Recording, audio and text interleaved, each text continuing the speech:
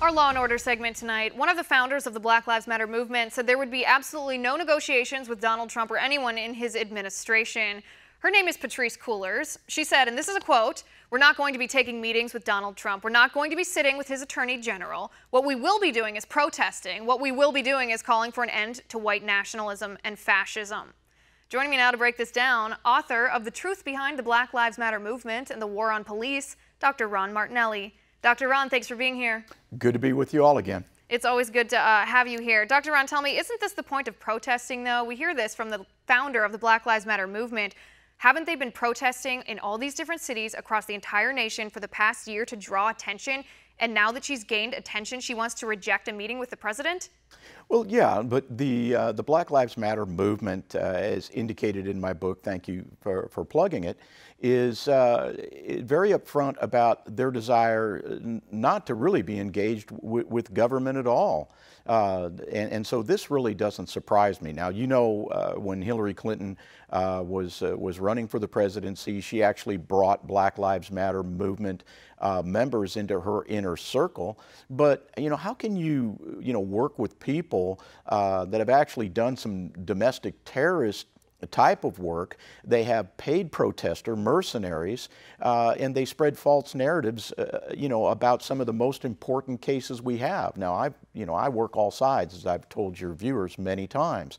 But, let's talk truthfully. I mean, how can you work with a group that doesn't work truthfully? So I don't think they're really going to be missed by the Trump administration. And as a matter of fact, I think we're going to get a very good Attorney General, and I hope he really shakes up that Department of Justice and the Federal Bureau of Investigations. Right. It just seems to me that she's exposing the truth about the Black Lives Matter movement, not to make a pun about your book title here, but when you advocate for criminal justice reform, when that's at least your public platform that you're espousing at all these protests in the media, anytime you write anything, and then you refuse to cooperate, how do you expect to make any change? Right, because they bring really nothing to the table except protest. And I think Americans are done with that.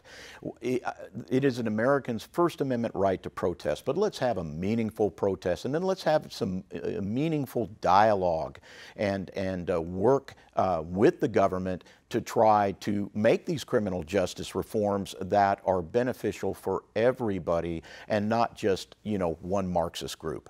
Right. So essentially then, and correct me if I'm wrong, her comment here is a false flag. Their entire narrative is a false flag because she doesn't want to address the issues. She doesn't want to address the facts. She doesn't want to address what she's calling for because the facts don't match up with her narrative. They claim black men are more likely to be shot by police officers.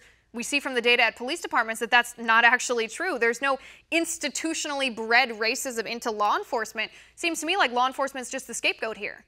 No, and it has been with this group because they have no answers to why we have these violent encounters between black minorities and law enforcement. And when you see, again, that police shoot twice as many whites as they do blacks, when you see that armed blacks shoot police officers at 9 times the number that police officers shoot blacks, and that black civilians shoot more blacks in self-defense, none of this makes any sense. So, my comment to Black Lives Matter is you should get involved in making the criminal justice system better, but you can only do that if you're credible and you start with truth. Right, and I think there's some transparency that's necessary here too, because after Donald Trump's election, the movement, Black Lives Matter movement, claimed that they were working on what they called an elaborate strategy to eradicate white supremacy and implicit bias towards it.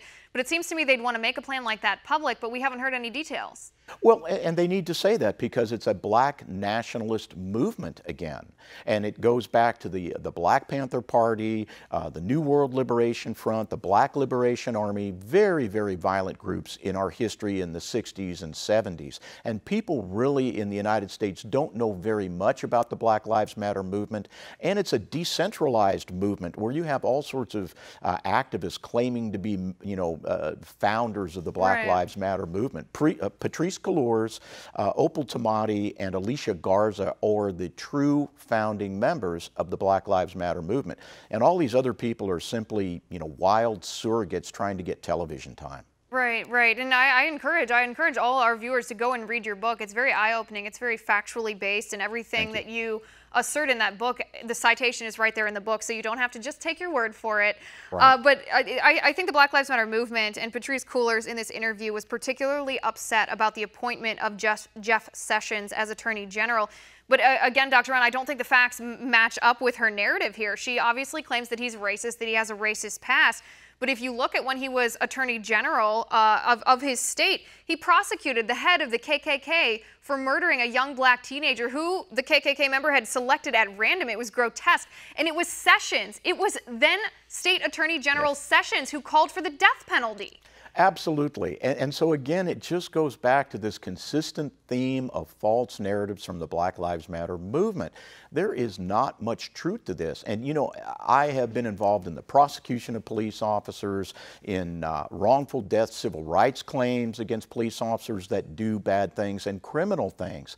But you know, I come from a forensic, factual background, and I just wish the Black Lives Matter movement and people that would support them and other protesters would look at things from a forensic standpoint instead of getting so emotionally engaged with these things and make comments that are not supported by anything. Right, and for that I blame the leaders of the movement. They're the ones that are fear-mongering, telling otherwise innocent but rather gullible people that they're going to be targeted. Of course, then people out on the streets feel fearful about that, and it's wrong to fearmonger. Dr. Ron, we're almost out of time, about 20 seconds here, but what, in your opinion, happens to the Black Lives Matter movement under President Trump?